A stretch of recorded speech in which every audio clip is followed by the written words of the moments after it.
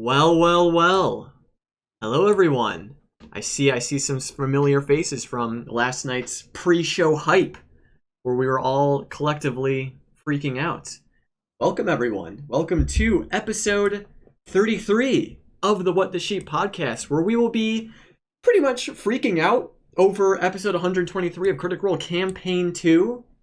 But before we begin, Alana had reminded me that apparently last episode was the roughly year anniversary of the What the Sheep podcast.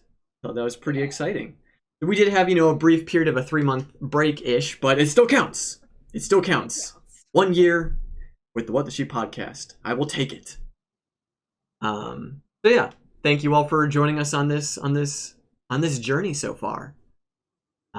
So without further ado, let us continue this journey with this discussion. Opening up, it was kind of funny. Alana and I were like, I brought up, I was like, what happened at the start of this episode? Yeah, I kind of forgot because of the two very big things that happened in this episode.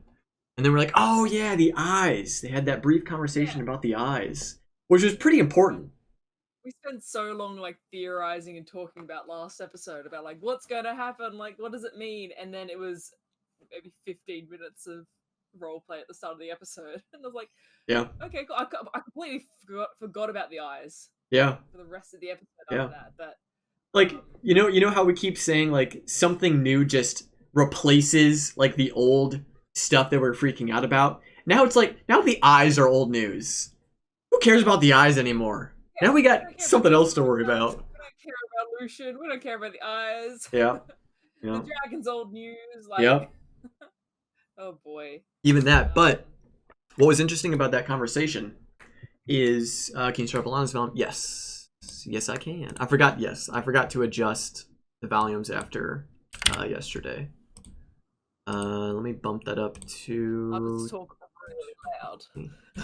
I had you pretty low. Okay, that should be way better. Okay.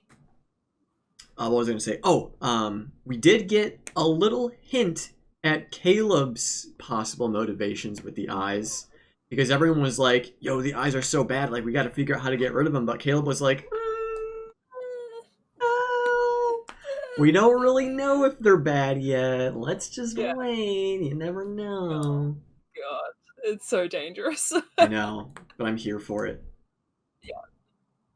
I appreciated them trying everything to get rid of them, but it was then just I think they just knew, it's not gonna work. We're a bit stuck with this. I think someone at one point said it's we've got to kill Dracula to get rid of this.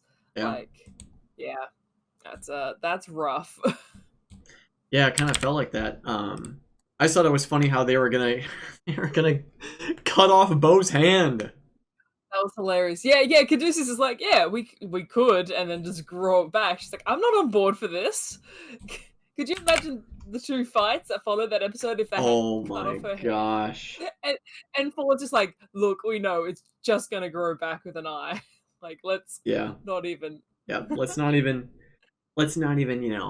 tempt that idea. Let's not stoke it. But we'll have to see if Bo and Caleb's pact sort of holds true with them, keeping each other in check. Yeah. Bo seems to obviously want nothing to do with this eye, but obviously, as we were saying before, Caleb is kind of leaning more towards, wanting to have a taste of this power. Bo later in the episode, jumping ahead like we always do, Bo later in the episode, I think it was when they were saying how do we catch up to them? What do we do? They're gone. The Tomb Takers are gone. What do we do? She's like, we could ask the Somnovan. She was saying, and I don't think it's because she necessarily wanted to. She just knew that could be a resource. Yeah. We could reach out to the Somnovan and find out what's going on. And I was like, ooh, that's Yeah, I don't think that was Bo succumbing to the influence. I think that was her being practical with what was given to them. Sort of using her Cobalt monk training to use her resources that she has available to her. But everyone's just no. Yeah. No, that's bad. Don't do that.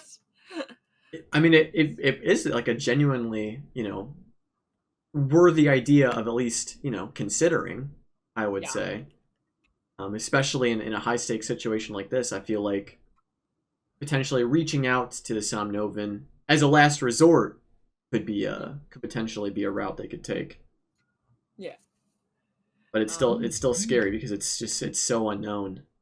It's so scary. It's so unknown. The fact that Caleb is kind of playing into it a bit. Um, we still don't know if Lucian knows they have it. I feel like he must. I feel like because then they had when they went for breakfast, Lucian opened up the conversation with did you have a nice sleep? Sleep well. It's just like, okay. This fucker. Obviously that could just be Matt sort of like, metagame trolling. Yeah. Opening that, but still. We don't in canon know yet. Right, exactly. He must. He must. Yeah. How can he not see that? Because Lucian also kind of hinted out after the dragon fight, or maybe it was before the dragon fight, I can't remember, where he was basically saying like, well, it's not like you guys haven't been scheming our demise when they're talking about like Molly wanting to just leave Beau for dead. Yeah. So, but then that's the other thing too. Like if he does know, his feelings towards them haven't changed because of it, because he was happy to let the dragon take Beau, who has fly away. That's true. Or maybe we don't know. I'm wondering because it kind of I don't know. It kind of felt out of left field, but also not out of left field when they decided to just steal the bag of holding and run. Yeah. It just felt like, why not have just done that before? Like, why now, of all times? It could be that, like, he feels threatened. Yeah, that's kind of what I was thinking. People have the eyes. Which is then why he was so, quick to just be like, I don't care if the dragon kills her. Now, while he probably would have had a similar sentiment before, even if they didn't have the eyes, just knowing that they do and that Lucian might know just adds another layer to the fact that he might feel a bit threatened. I think, like, because they keep talking about getting rid of it or like sending it away, I think he's probably thinking like, the more they distrust me, the closer they're going to get to fucking this up. Yeah. So I need to kind of put my foot down a bit and take control. Yeah. But yeah, no. So the eyes are still concerning. We don't know anything yet. Mm-hmm. They haven't had another sleep yet, so we don't know if there's going to be more coming from it or what. But I just thought I thought this was going to be like a whole first half of the episode was going to be talking about the eyes. Yeah. No. Yeah, wasn't expecting 2 combats this episode. I was kind of, because when the conversation lasted quite a while. It was into like almost like an hour into the episode when they're finishing up talking about it. So I was like, oh, okay, so they probably do a little bit of traveling. And then, the second half of the episode is just like a crazy combat or something. Yeah. And then we had Ashley Johnson roll for the encounter. It's so unfortunate. Yeah. I recorded myself watching it. I should get the clip of when he started describing wings flapping. I was like, it's happening! Yeah. I recorded my reactions up until the break, I think, because then I went to bed and then watched the rest this morning. But my reaction was like, oh, is it Galadon? Is it Galadon? Like, as soon as he described... I mean, I've been waiting for the dragon to come anyway, so every time, an encounter happened, I was like, oh, is this it? Is this it? Dragon? But for some reason, this time was different. As soon as he described, the wolves running away from something, I was like, this has to be it. This has to be it. If the episode is 5 hours long, this has to be it. His reaction when he was looking at the table was like, you rolled an 8. Yeah. I was like, that's the upper echelon of a table. That's the yeah. I think 11's encounter table. 8 is fucking Galadon. Yeah. Oh my goodness. Yeah, I wonder what the other ones could have been. Probably just some, random freaking irrelevant monsters. Yeah. Yeah, and then the beating of the wings, and I was like, oh, here we go. Here we go. The moment we've been waiting for since they arrived in Isocross. Galadon returning. Luckily, again, as they mentioned, they have two adventuring parties, the Mighty Nine and the Tomb Takers. So they actually, they didn't do too terribly. They did fine, Yeah. Yeah, and it only got off one breath weapon, so they were like... Yeah. Yeah, I think with because especially with the white dragons, it was very much just wanting to attack the nearest thing to it. So it wasn't necessarily... they're not the smartest dragons. Yeah. But no. But even that being said, I think they still have as far as stats go, a 10 intelligence ish. But they're motivated by more primal feral motives and stuff. And I think that fight specifically really, it was more Bo got really messed up. Yeah. On account of just being on its back and being in... Oh yeah.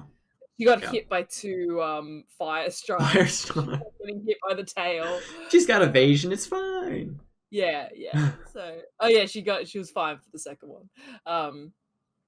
But yeah, no, it's she got pretty messed up, but that's because she is the up close melee fighter. Mm-hmm. She's bound to get a bit messed up. But can we talk a second about the sheer amount of nat 20s this episode? Yeah. Holy smokes, there are so many. It was a record. I'll bring up the stat here. I lost it. Oh yeah. Episode 123 had a total of 21 natural 20s between Matt and the players, breaking the previous record of 19 shared by both C2 episode 82 and C1 episode 100. C2 episode 82, was that the Chantry of the Dawn? That sounds about right. Definitely around that episode. The Beat of the Permaheart, that one. Oh, okay. Oh. Yeah, that's when they're fighting the experiments. Yes. But yeah, so 21 natural 20s instead of 19 for those other two episodes. And I like someone saying, yeah, it's Nathaniel Nat 20. Sam's ad bit at the start. Oh my gosh. His power is too strong. Project can heal yourself. Oh my god. That was so good. I mean, hey, if it works. So much just at the start, because last episode he had this massive beard. Yeah. And then this episode he's completely clean shaven with this little mustache. At first I thought the beard was fake and he was just wearing a beard wig, I guess. Dick beard. Yeah. I was like, dang, wait, that's real. Wow. Yeah. No, that was very funny. But I just loved, I think Liam mentioned it earlier on in the episode, but during the first half of the episode, the party was full of the giggles. They were making a lot of, especially Travis. I loved watching all of Travis's reactions to the eyes, to Galadon appearing. He was just, he was loving every single second of it. The more we learned about the eyes and all that stuff. He also mentioned, because when they were trying to hide from the dragon, he's like, nah, this isn't gonna work. And he's like, I've got itchy... he said something I've got itchy fingers, or I want to fight anyway. So he's I fly out. Yeah. Which was probably the best call, because that dragon was just gonna start attacking them all in one go. Yeah. And it's good, it's you say that, and it's good that they did split up like that, because if they were all clumped up for a breath weapon, yeah, I think at one point it used its breath weapon, it only hit 2 people. Yeah. So no, they made the right choice there. That fight definitely would have gone way different if the Tomb Takers weren't there. If they had encountered Galadon earlier in their Travelers. The Time would have struggled a lot more. Yeah. I'm trying to think, and someone in chat will tell me, I'm sure, what level Vox Machina were when they fought Borogul. And even then they mentioned, even then they had a Garistro fighting with them. Mm-hmm. 15, yeah. So one of the Mighty Nine, are they 14 or are they 13? I think they're 13 still. Yeah. So that's a hard fight. Level 13. Yeah, that's a hard fight. Group of level 13s against an ancient white dragon. So especially considering that Galadon obviously has a crap ton of more hit points than the average ancient white dragon. Mm-hmm. Yeah. Definitely juiced up a bit. Yeah, because I noticed some of the attacks were doing more damage than a regular ancient white dragon. So Matt had homebrewed some aspects to it Yeah. or adjusted some aspects to it. No, it was good. It was such a fun fight. I was so pleased. And the best thing is, she didn't die, so we get her to come back I again. know, I know. And She's she's gonna be still on even the more list. pissed off Yeah, later on. 100%. And is it possible we might have? Well, I don't know how dragons are as far as like their pride goes, but could it be? And I don't even know if white dragons are necessarily like social dragons. But could it be possible that Galadon will like try to rally other dragons to get like revenge after after getting their butt kicked? Probably not. Hmm. I don't see Matt doing that again Yeah, after Chroma Conclave. yeah. No, it would either like sulk away, or it's gonna like come back a bit later to try again. But I think it learnt. I think yeah, it wasn't expecting the Mighty 90 Hmm. group, necessarily a group with Lucian because he's clearly super powerful. Oh yeah.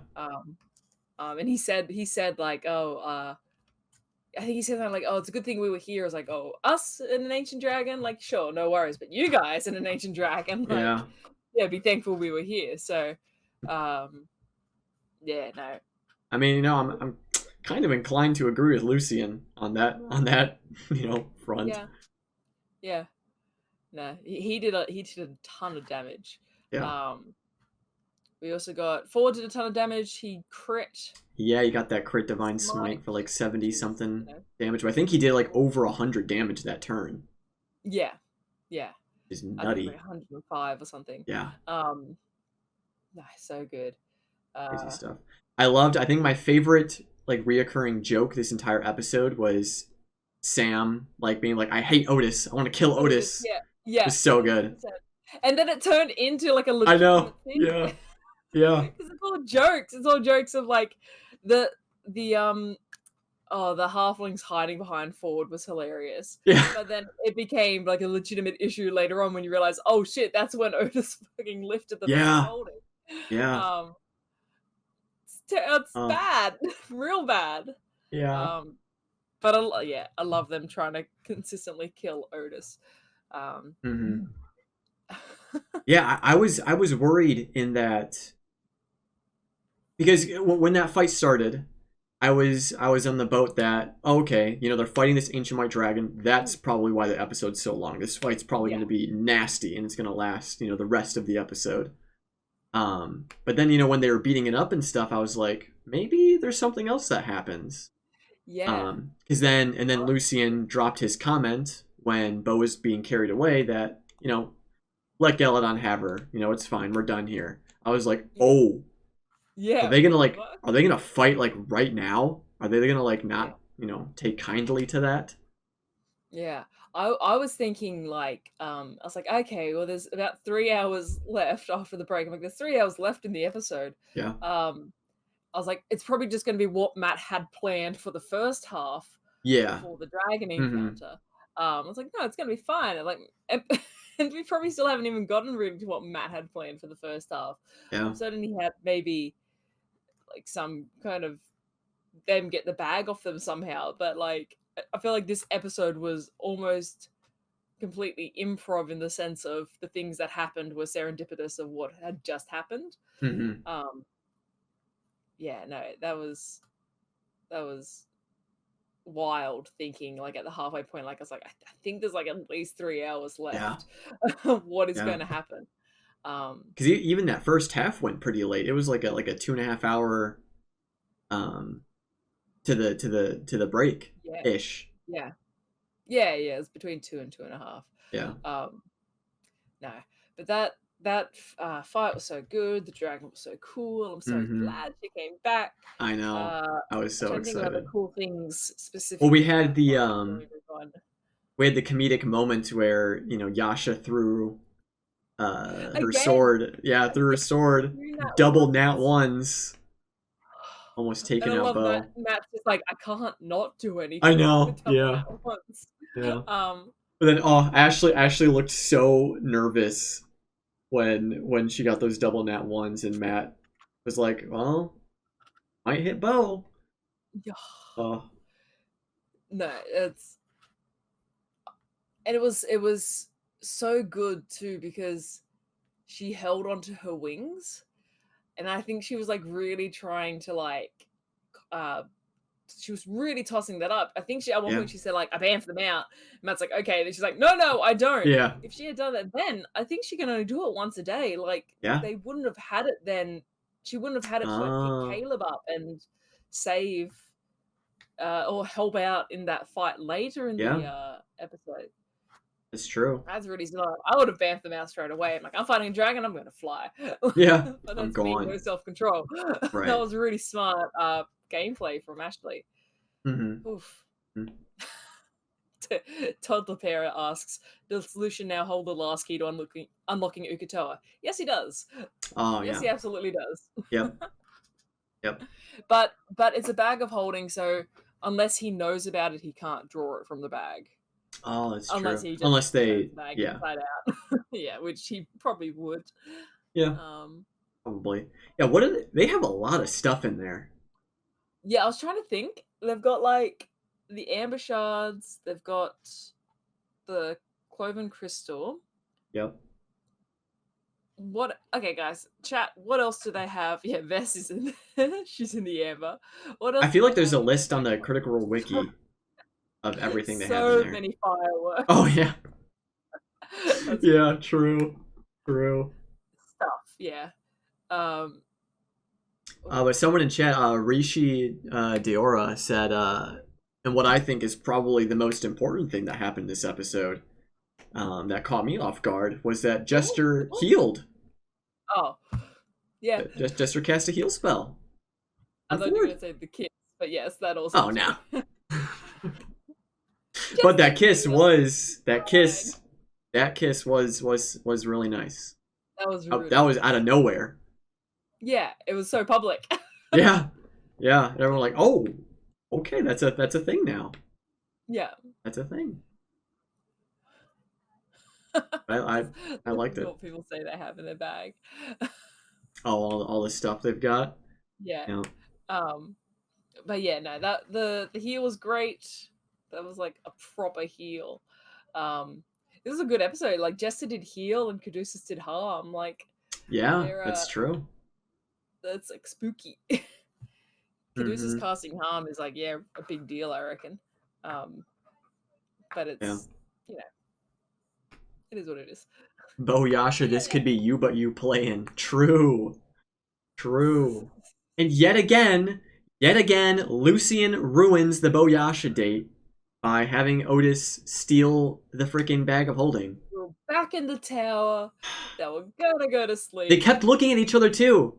Like Mersha and Ashley kept looking over at each other. Like, should we do it now? Like, should we do this? What caused them to realize the bag was missing? Travis went to it. Did he go to pull out the threshold crest or something? Yes. Yeah. What were they going to do with it at that point? Were they going to send it away? I think they were going to give it to Liam to hold on to potentially send away. Right. Yeah. It's like, nope, your bag's gone. It's like, God damn it. Oh. And then, because kind of what I was saying before this episode's podcast started, when the dragon fight ended, kind of like what you were thinking, I was like, oh, okay, now the rest of the episode is just going to be what Matt had planned for the first half. Yeah. And it's just going to be, them arriving to Aeor, and it's, just going to be a longer episode because he doesn't want to end it, as soon as they get there. Yeah. I thought it might end with the beginning of conflict between them and the Tomb Takers. Yeah, that's kind of what I was thinking. So then, when I started watching after the break again, I was like, all right, so, they're just going to get to Aeor, and it's just going to be a lot of cool, like, role-playing and stuff. And then, 10 minutes into it, Matt's like, oh, and by the way, your bag of holding was stolen. At that moment, I was like, oh, this is why the episode is long. And then it was just... I feel bad for the Mighty Nine because I feel like this has happened before, but they planned for so long of how they were going to deal with the Tomb Takers. And this is in no way like a criticism of how they played the game. It's just more like the unfortunate circumstances they keep finding themselves in. They they planned for so long how they were going to fight the Tomb Takers if they had to, like having the home ground advantage, being well rested, and then it was just like, let's go. Like no Yeah. planning, no battle. Let's just attack from the Yeah. outside, and get absolutely fucked. Like Yeah. they It got was messed up. brutal. Um, Which it's so funny because in the Galadon fight, they're like, "Oh, this is good. We're Yeah. getting an idea of what they can do. We're getting to see their abilities and their Yeah. power levels." And then they got to see it really firsthand later in the episode. Um, Yep. oh my goodness, Yep. it was stressful. It was super stressful. Yeah. Um, But I one of the things that I felt like emotionally during the episode, it happened twice.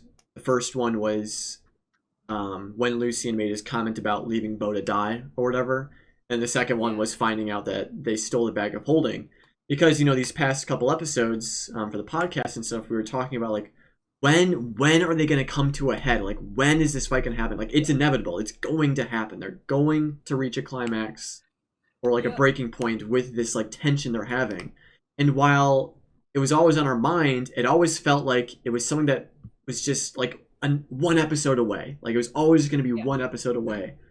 And then when these comments and these things presented themselves, where it was like, oh my god, this combat might happen this episode, just like yeah, anxiety levels just rose like through the roof because I'm like, yeah, oh my gosh, like I'm not yeah. ready. I know we kept talking about this fight coming, but I'm not ready. I'm not ready for this to happen.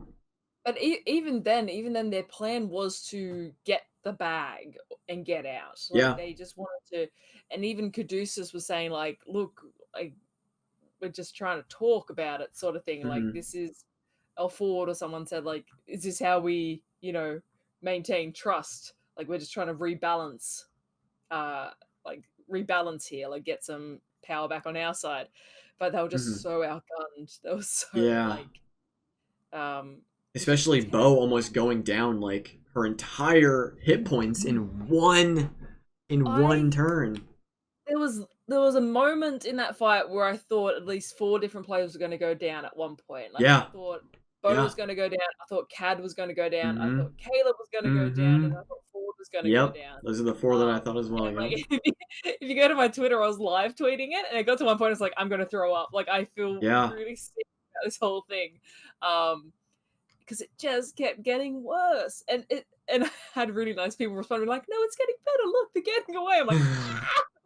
Just But freaking but out. even that almost didn't like make me feel any better either because they started clumping together and I was like, well, if Caduceus is out or whoever, I think it was Jester who couldn't use Word of Recall but Caduceus still could. Yeah. I was like, are they really gonna like leave Yeah. some people behind just to get this Threshold Crest out of here? Yeah. Yeah. And like, because did she grab the bag from Zoran, whatever his name is? Zoran? Did she have the bag? I thought she Yeah. did.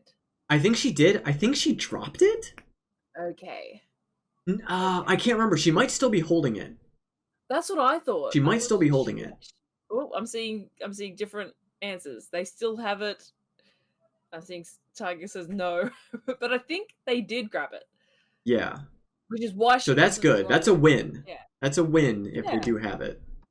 But as you say, yeah, they even when they managed to get away from the people that were towering over them, and they managed to get together and had a plan to just run, the Tomb Takers were still keeping like pace with Yeah. them.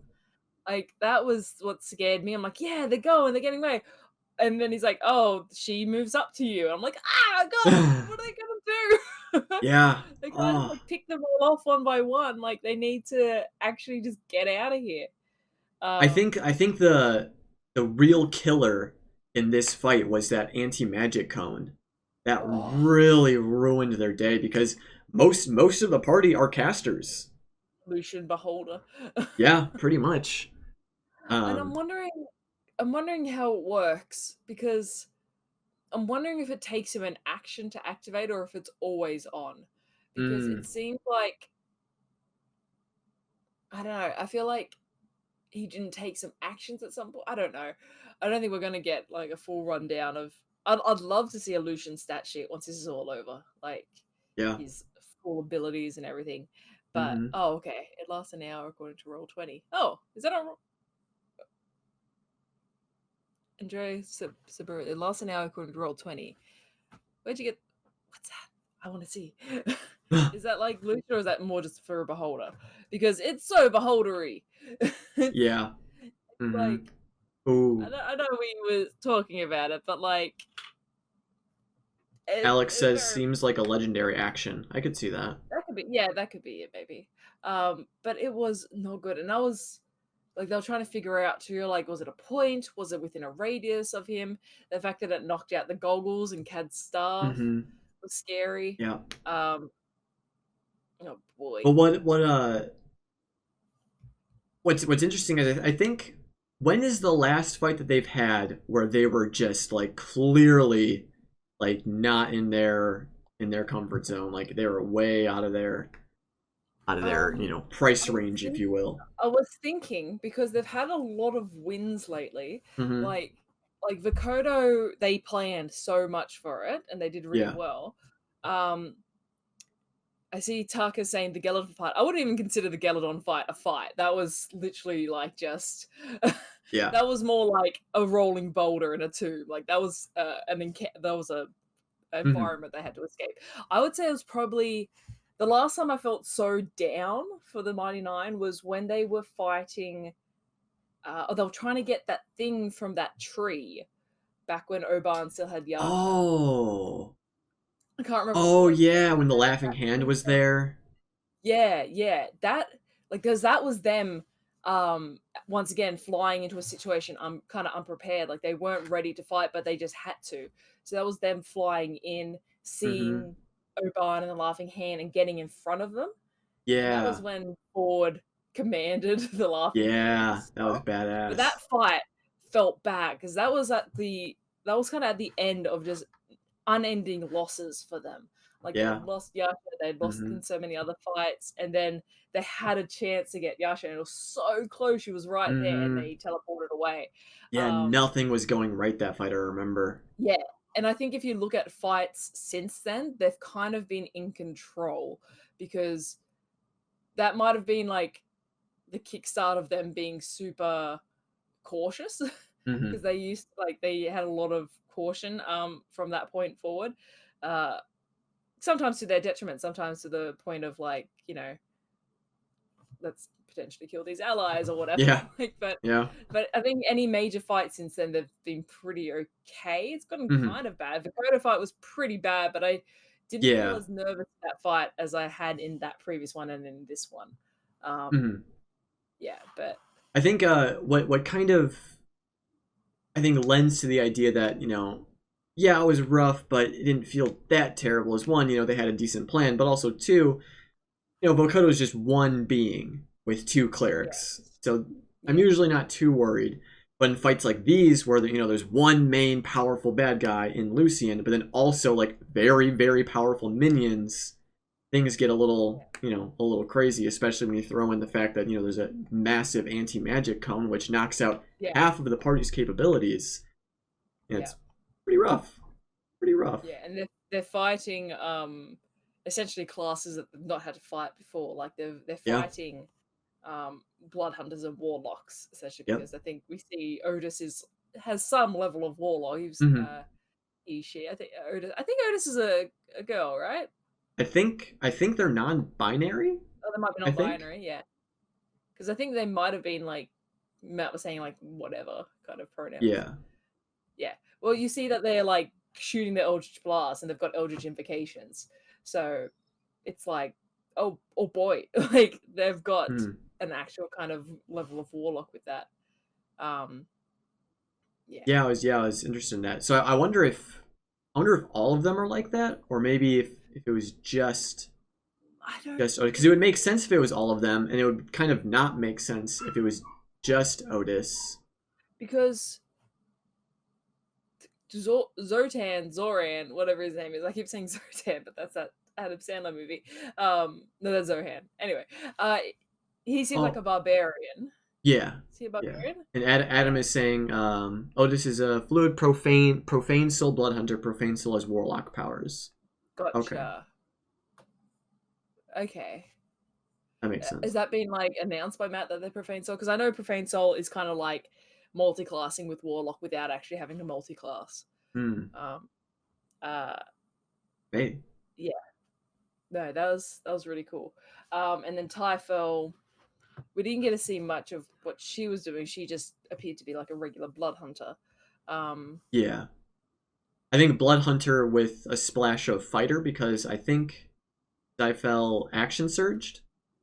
Yes. Is that just a strictly Fighter thing? Yeah, generally action surge is only for fighters. Yeah.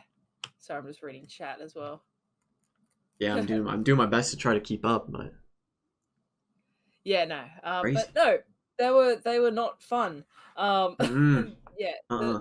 I did like don't mean to cut you off. I liked the way each of them activated their like blood hunter abilities. Like they all had a cool, like unique way that was incorporated with their like weapon of choice that I thought was really cool. Like that. Yeah, but you get like Lucian, like, you know, kind of tearing it across his chest. Yeah. You get like Typhel like running across her tongue, and then like Otis like yeah, a little like, thumbtack. Prick my finger. Yep. Yeah, it's I like it. That's clever though. Yeah. But I do like the running joke, as you said, with Otis, how they're like, oh, and they've got a crossbow too, and Beth's like, I hate them so much. Yeah. Like there's only room for one halfling in this party. Oh gosh. Yeah. Tiger School said, I thought Ford was going to be a hero in self-sacrifice. That's what I was kind of thinking too. Yeah. Back when like everyone was grouped up already, like everyone was grouped up except Ford, and Ford was like, just go. Like, just go without me. I was like, is Ford really going to do this? Or I thought he was going to do like Thunderstep or something. Yeah. And then I was like, oh yeah, he has teleporting. Like, I was worried he was going to try and get away and couldn't. Yeah. And I wasn't prepared for that. That's like too spooky. Yeah, because I mean, as we saw, you know, they had both parties had counter spells available, as we saw with that triple counter spell action. And I think they would have just killed him. Like, Lucian seemed done with them. Yep. Like, he even like Caduceus was literally there, the most placid, most kind of pacifist character in the Mighty Nine. Hands up, and Lucian's like, yeah, too bad. Like, he attacked him outright. So I feel like I do feel like though Lucian may have actually like maybe felt bad and sort of meant what he said when he approached Caduceus to strike him. Where like it just seemed like he actually doesn't hold like any ill will towards at least Caduceus, because Caduceus this entire time has been trying to like be that bridge between the two parties, been that like neutral diplomatic voice. So at least for me, I feel like Lucian may have actually felt bad about having to attack Lucian. Yeah. Maybe. I don't know. Doesn't help that he did. Yeah, no, it doesn't. But the idea of them where they were like, oh my gosh, is, you know, Hallison gonna get killed by his old character? Oh, I thought boy. originally it was gonna happen, and I was like, what? Why? No. Yep. Because as soon as like when combat started with Lucian dispelling Caleb and Caduceus, and just them being on the ground, I was like, oh my gosh, they're just gonna get immediately destroyed. Immediately. Yeah. And the fact that Caduceus couldn't figure out the anti-magic cone, so like he didn't have any kind of concept of how to fix it. Not good. Yeah, no, I was so stressed. Yeah. I know everyone was. I know. Let's take a brief break from the stress and look at some fan art. How does that sound good? Does that sound good to everyone? And Alana actually has two choices this week. One of them we'll start with the more lax one. I think, oh gosh, I think it's this scene. I think people probably saw it. Probably, but let's have a nice laugh real quick. I think it's this one. Yes. By @OrphansMaker on Twitter. It is the entire cast except it's them on Sam's shirts. Yeah. I didn't actually notice that. I thought it was just a bunch of Sams, and I was like, wait a second. It is each of the cast members on the shirts. Yeah. It's really funny. I like how Sam's one is just Sam Regis. That's amazing. Oh my god. The CR Yeah, Rangers. I like how for Matt's face he's even behind the DM screen. Like he got Yeah. that was Oh, it's so good. This is Sam is you can just actually kind of track the progression of his beard as well.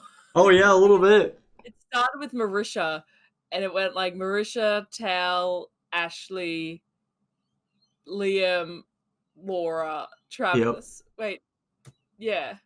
So like holy crap. I know there's a Christmas. It's pretty good. Christmas break in there, but yeah. Oh yeah. Yep. Oh, Sam is just unbottled chaos. Yeah. It's so good. It's so good. Really good.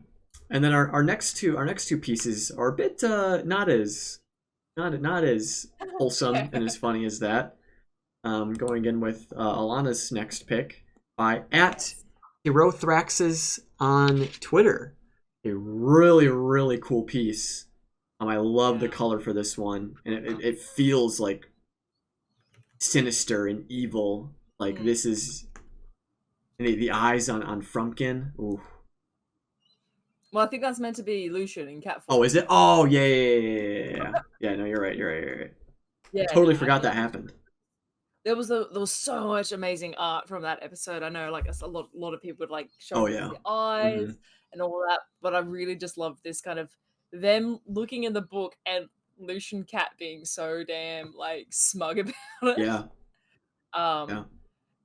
But yeah, no, this was really cool. Just the lighting as well and the scribbles in the background. Yeah. I was looking at the back. Yeah, I like it. I thought it was really cool. This one makes me feel like Caleb and Bo are going down that dark and evil path and succumbing to the madness. Yeah, 100%. Definitely. And then my pick was one of the things that happened in the dragon fight that was kind of mentioned at being sort of a like a hero moment, like a heroic picture at Bethany Berg Art on Twitter. Oh, this was so cool. Throughout the one with Beth facing down the dragon. I saw that and like she got that done so quick. That was a speed paint. Yeah. Like I don't know how people speed paint. Did she have that dragon ready to go? Like I know because Bethany Berg, if you haven't followed her stuff, she does a ton of monsters and dragons and like I think a lot of maybe magic sort of stuff, like Magic the Gathering sort of creatures. But her creature work is incredible. And the dragon looks so good. Because they pointed out that point where it was on the map, like, oh, it looks like a movie poster or something, just that one mini by itself. And like this would be the like if campaign 2 was a TV show or whatever, like this would be the poster for like this season. I feel like it's so good. And like I love the scale of the dragon too, because it's hard to when you've got like gargantuan creatures, it's hard to have a mini that is super representative of it. So like the mini Matt had was really cool. Yeah. But like it's still not quite as big as it like realistically is. So that's like scale in this picture is incredible. Yeah. Love it. I love Veth just in her purple coat with antlers. Like so cute. The Keyleth antlers. Yeah. And like forward flying in the air. Oh man. Oh, on the back. Amazing. Oh. So good. That's so good. So good. Yeah. Dragon. Dragons. Yeah. And like you said before, we're probably not done with Galadon yet. They'll probably be coming back at some point. Oh. I would imagine probably still in this arc, maybe. If she sticks around just to like lick her wounds and then come back. Yeah. But Galadon's old news now. Yeah. Galadon's old news. We don't care about Galadon anymore. Moving on. Yeah. We have bigger things to worry about now. Oh boy. So obviously, given how this episode ended, it looks like the Tomb Takers aren't going to be able to keep up with the Mighty Nine, given the pace that they're No. going on these animals. Yeah.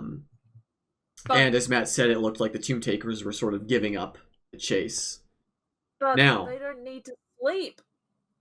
Yeah. The Mighty Nine need to sleep. They need to go. They need to like not sleep now. If they've got the threshold crest, they need to go to Essek.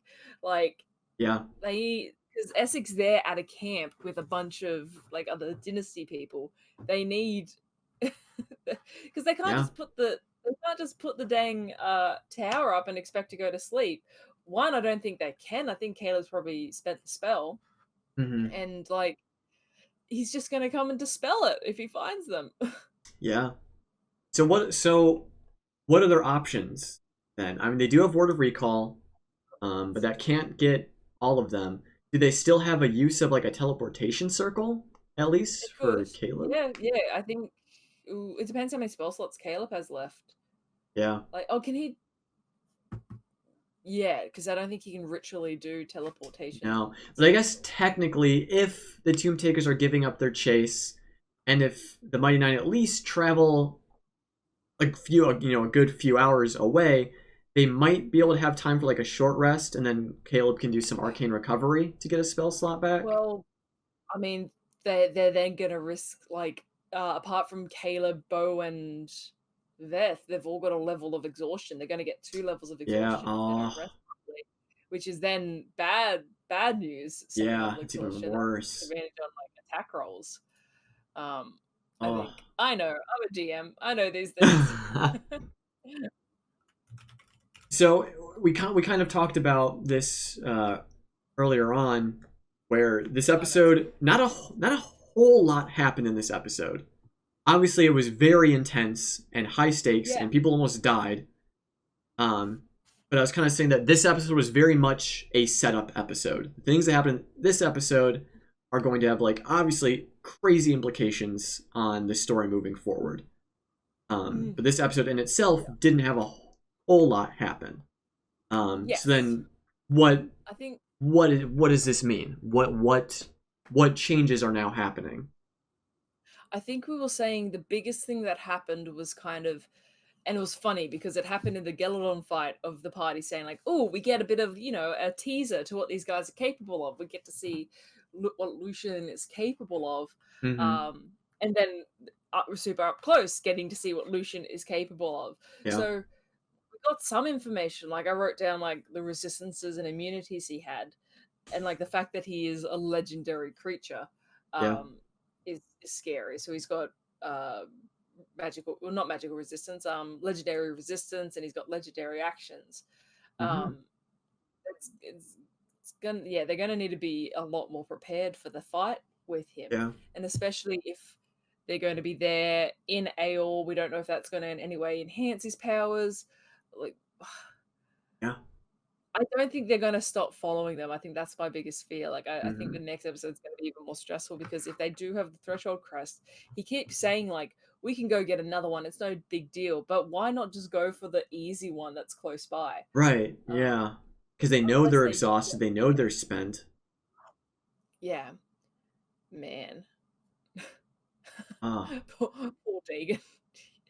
Yeah, true. Of Dagon following behind and just seeing like a dragon attack the party he's following is hilarious. Just keeps getting worse and worse.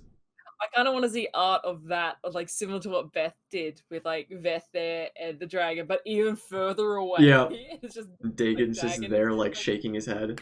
What the hell? Like, my gosh. Yeah. What has he gotten himself into?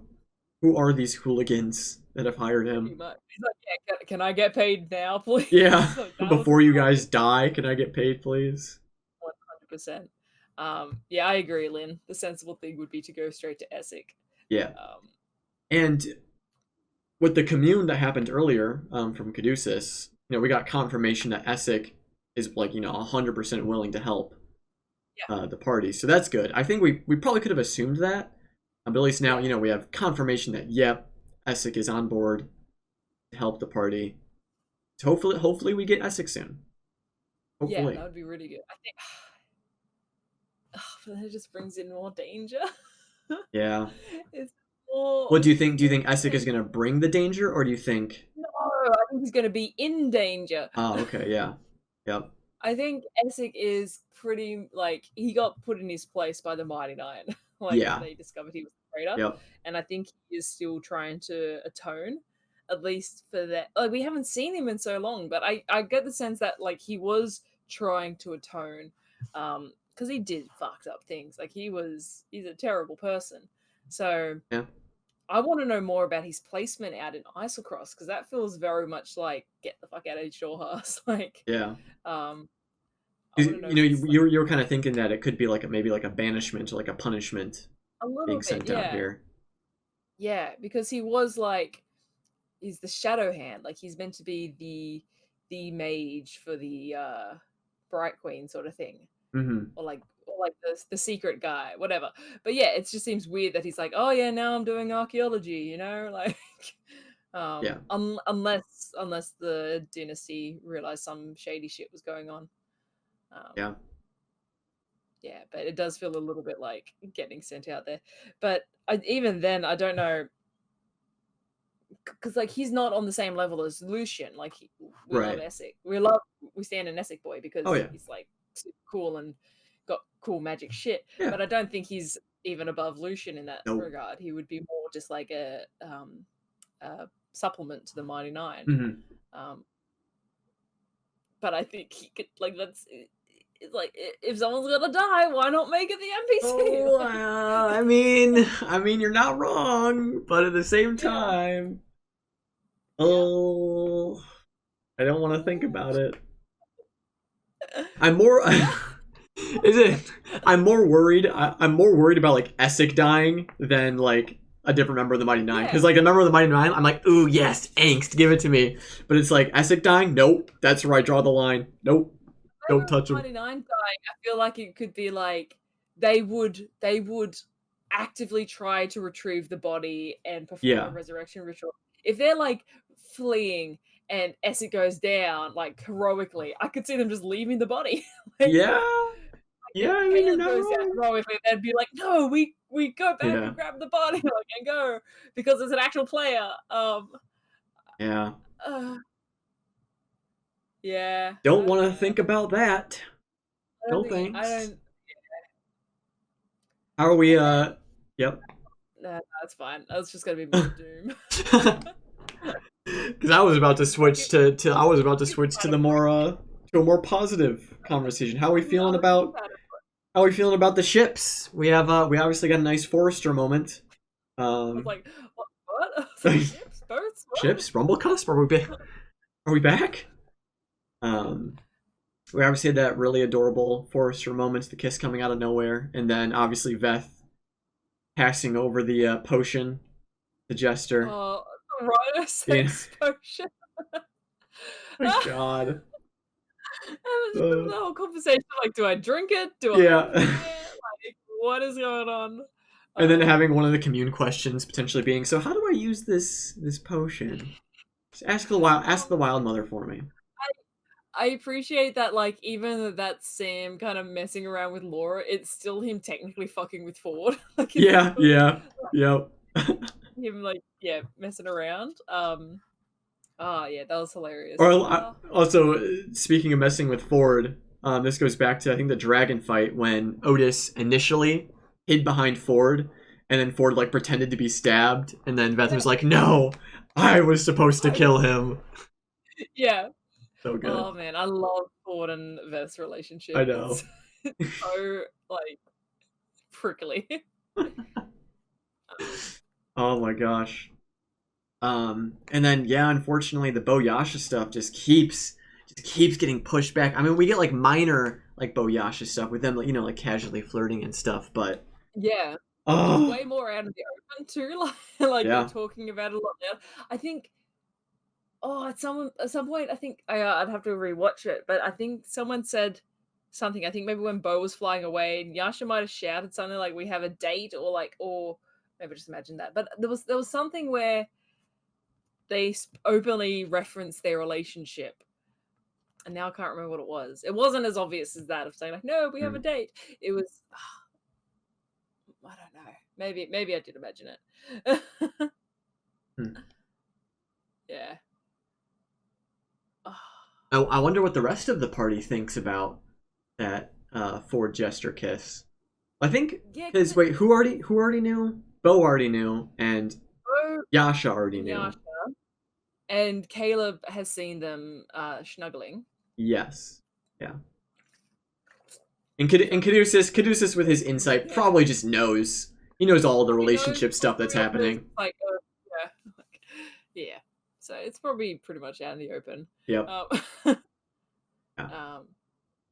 That was so sweet. I love that so much. Where he's just like unabashedly kisses her in public, and it's like, what? He's like, well, yeah, I'm mad about it. Like, it just is. Yeah.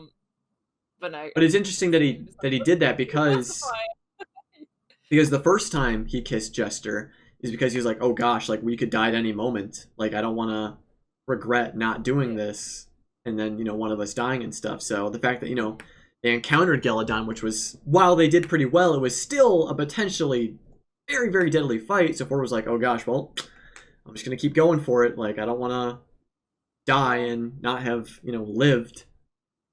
Yeah. So hopefully Bo and Yasha follow in his footsteps. Come on.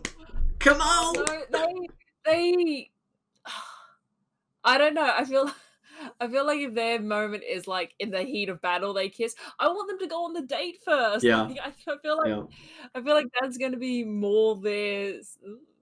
One sec, get the focus. I feel like that's going to be more their speed of like having the date before the big kind of kiss. Yeah. But I feel like this is like the fan fiction coming out in me. I feel like it's going to be the moment where like we don't do that. We're like we don't take kindly to that in these parts. No, but like I feel like it would be one of those moments where it's like they're in the heat of battle and one of them is like gonna make a big sacrifice to like save the party, and that's when they're gonna kiss, and then they part ways, and then sacrifice happens and one of them dies. Oh. Ew. I don't like it. I mean oh, could happen. You never know. I'm wondering how Yasha is feeling now. Like, because she at some point was just like, I'm gonna kill him. Like, about Lucian. Like, that's so hard because they're still so on board for Molly coming back. Like, Jester was gonna make her divine intervention, like bring Molly back. So the fact that it's like she saw him like wreck Bo, and she's like, I'm gonna take him out, like, if I have to. And I wonder if Yasha heard Lucian's comment about leaving Bo to die. Because if she did, then she's gonna be pretty pissed. God, I just hope we get like some glimpse of Molly. Like, I know. But after this episode, it's like Lucian dies. That's fine. Like, I remember like last episode of the episode before, we we're like saying how Lucian is kind of a sympathetic character in the sense that he doesn't seem purely evil. He just seems pragmatic and kind of doing his own thing. But the thing he's dealing with, the Somnovum, seems super evil. So him dying or potentially turning on them felt kind of natural, and he's still in that same mindset. He still is that same character of he's just doing his own thing. It's just so happens that he attacked the characters we love so much that makes us really angry with him. But he's still the exact same character he was.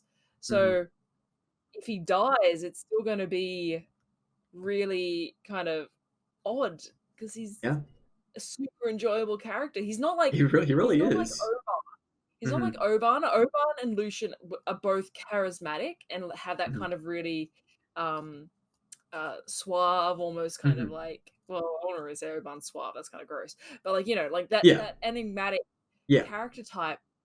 But I like Lucian more than I like Oban. Oban was evil. Lucian is like doing his own thing. But I think it really is just because of our past connection with Molly. Because I'm trying to think of like, what if Lucian, like we didn't know who Lucian was, like we had no relation with Molly. I feel like we probably would be being like, just kill him, just kill him. What the heck? Why haven't they killed him Hope yet? would be, I think, to like Avantika, because they Mm, joined up with Avantika. We knew she was bad. I mean, she's a yeah, pirate. Pirates are cool, but arguably they're bad. yeah. Um, with the pirate, she was with Ukatoa, who by this point were like, oh, Ukatoa is probably not great. Hmm. He's like kind of scary. Yeah, But they went along with her and they teamed up with her and they spent a lot of time one-on-one with her, and then ultimately fought with her because they had differing goals yeah, and differing morals. So yeah. it's That's a almost good exactly comparison. that same thing. Yeah. Yeah, Whereas like compare it to Oban, it's like, no, Oban's bad. Let's yeah, kill him. yeah. Um, yeah. I saw people Yeah. mentioning in chat that like, what if they do kill Lucian, but then they resurrect and they try to call forth Molly's soul, if that's even possible. I think it's going to have to be like, no, I don't think it would work because I think Lucian is the hold. Lucian Yeah. is the main driver. Um, the only reason they got Molly was because Lucian was split, and Hmm. like fragments of his personality was split. And magnet. I was messing up Molly and fragment. So I said magnet, and Molly was like one fragment of that. Yeah. So. I don't think they'll get Molly back that way. I think the Yeah, only way probably they get not. them back is if Novum fuck with Lucian and Hmm. like break him down. Hmm. But again, my main theory is that it all comes back to Therasduun, so we might get I a know. Lucian the Punish. Yeah. Like, Oh, true. But what's concerning is that with the communes they had earlier, the Wild Mother and the Traveler had no idea like what the heck these things were or how to get rid of them. but I feel like they didn't have. No, they did legend lore before, didn't they, on Yasha? And Yes. that you remember that circle with Alora, where they were trying to find information. Yes, I remember That that. Yeah. led to ideas of Therasduun, Yeah. right? That was like, yeah. So What man, did they use? What did they use to cast that ritual? Can't was that remember. legend lore? I think it might have been legend lore, or it might have just been like a role play ritual. Yeah, it might have been something like that. But I So I think, think. Oh, I think they were trying to find Yasha, yeah. and they cast that ritual. But it's like if Therasduun is involved as well, it's a whole other thing Yeah. because Aeor itself was a city designed to like compare to the gods, and the betrayer gods would take interest in that. And if you think of the far realm and you think of like imposing on dreams, you could see, oh, there's a city of wizards that don't like the Hmm. gods. I'm this fucked up entity that doesn't like the gods. Yeah. Like, let me speak to them in their dreams. Oh boy, this is how it happened, by the way, guys. This is Yeah. like word Yeah. for word, like exactly how Therasduun thinks. Yeah. Um, so yeah, I don't know. No idea. Well, do we have any like crazy, wild tinfoil hat theories? I um, gotta say it. I got we. Oh gosh.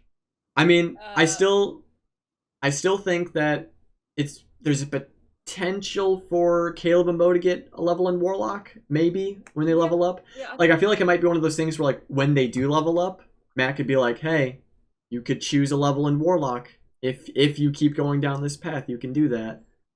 yeah, it might be a thing of like how Matt used to track alignments, like if Mm, depending on how they react to this, how much they give into it, it might influence their yeah, I see that, Adam. But like if you're multiing a character, like look at Ford being multied into Paladin, he got a strength buff.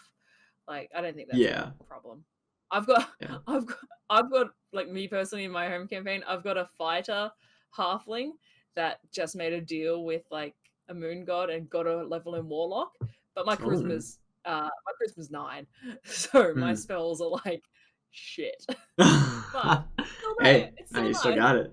You still got it. Um yeah. Yeah. But it's I think it'd be really cool. But theories, I think it's all linked to Therasduun. Yep.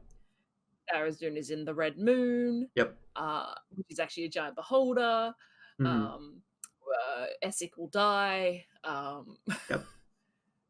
And Boyashi Essek will will never die. go on a date because it's just never going to happen. I know. Like the Boyasha date at this point feels like a crazy tinfoil hat theory because it just keeps not It happening. feels like Travelicon.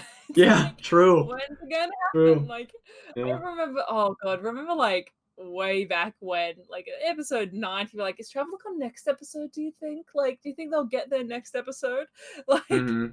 we were saying, yeah, oh, it's coming up. It's definitely coming up. It's within the next episode. One more day of traveling and they're there, and then, 20 episodes later.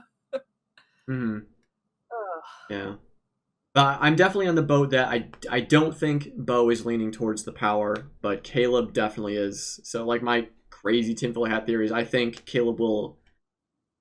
I would even say that he's willing to fully delve into this and see the full extent of the power that he might be able to gain. Oh, I feel like I he don't might know, do 'cause that.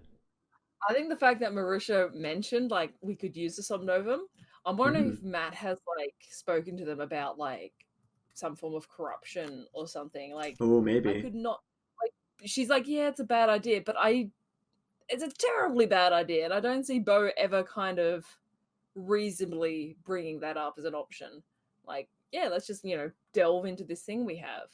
Um, I don't know. Hmm. Ooh, Andrea says they'll use the bag of holding to make a rift in space and time to open up the astral sea to let the city in. Ooh! That's my tinfoil Oh, that's theory. so cool. That'd That be is interesting. amazing. Yeah, weren't we kind of thinking of something similar with the Happy Fun Ball and the Astral Dreadnought room that was in there? Like if that Astral Dreadnought room is in the Astral Sea and they somehow Yeah, were able to but like break through the portal and break yeah, through we'll the say Happy like Fun Ball. some Nova, the floating city turns Yeah. up with an actual dreadnought attached to Yeah. it. Yeah. But the something we haven't really talked about is like how Vakota was fleeing the city. So what does Yeah. the city physically do? Does it like absorb other entities or does it like I'm enslave them? We don't know. I'm guessing it is sort of like an absorption thing because aren't like Markoths, which is what Vokoda was, right? Yeah, Morgoths. Um, Yeah. aren't they like absorbers of like knowledge and stuff, kind of? Or they're more like No, collectors, right?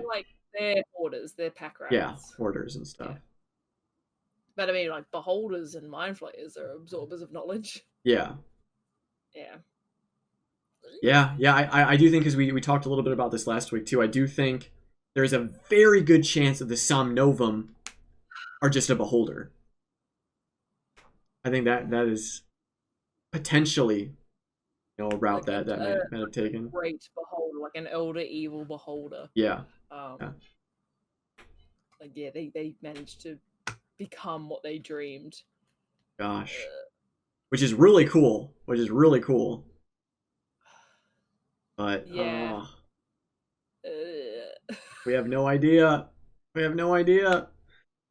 Oh boy. Any other thoughts, feelings, or emotions? Don't even bring up the eyes for the demigods, because that's like Oh gosh, that's a whole.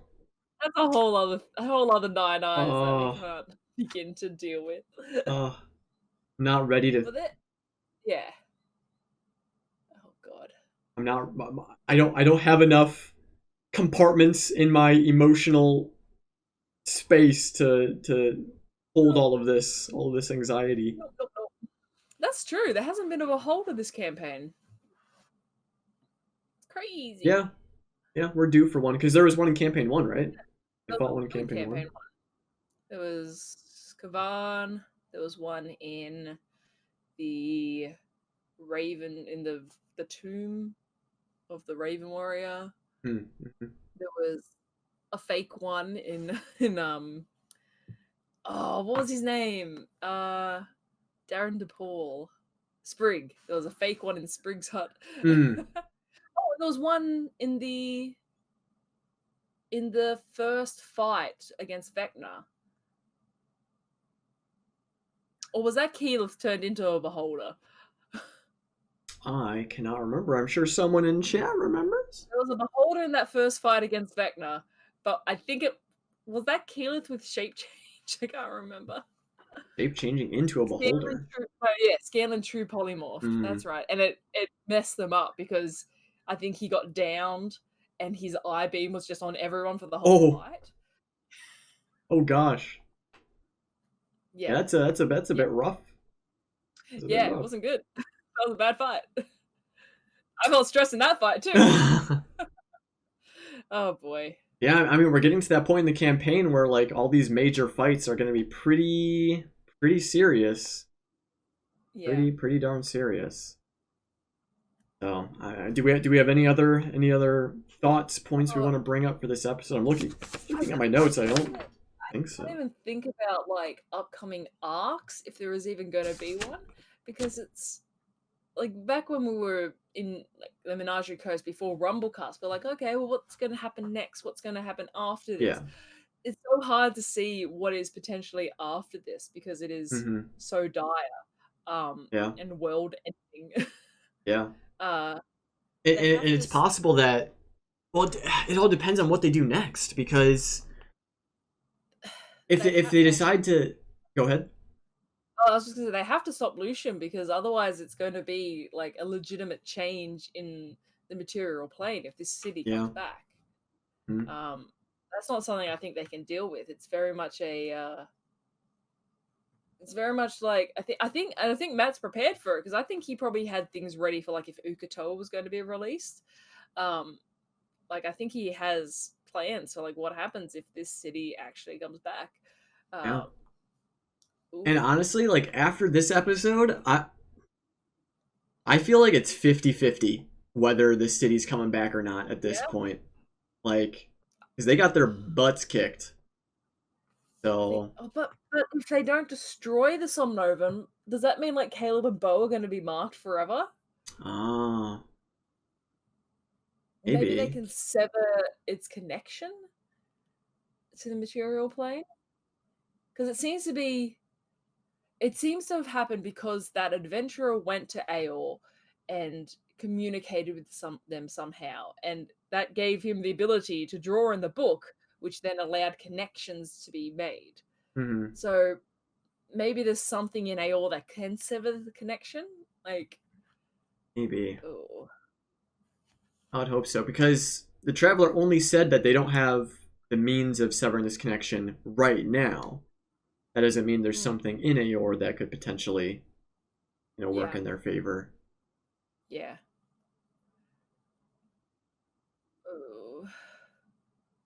Well, if that's all the pretty thoughts much. And stuff we have. I mean, because like we were saying, this episode was very much like a setup. So we. Yeah. Gosh. Yeah, I can't. Once again, as always, as is the pattern of Critical Role, we end up with more questions than answers. Oh my goodness. Such is life. But I suppose with all that being said, we can go ahead and wrap up. Thank you all, as always, so much for joining us for this episode. It's been a year of What the Sheep podcast, and I'm glad you guys have been joining along with us. It's definitely been a lot of fun. But thank you all so much for joining us on YouTube, in the live chat and stuff. Thank you for everyone who's going to be watching this on Spotify, Anchor, and when this actually gets uploaded to YouTube. Thank you all so much for being here with us and talking and chilling and just generally freaking out about Critical Role. It's always such a wonderful time.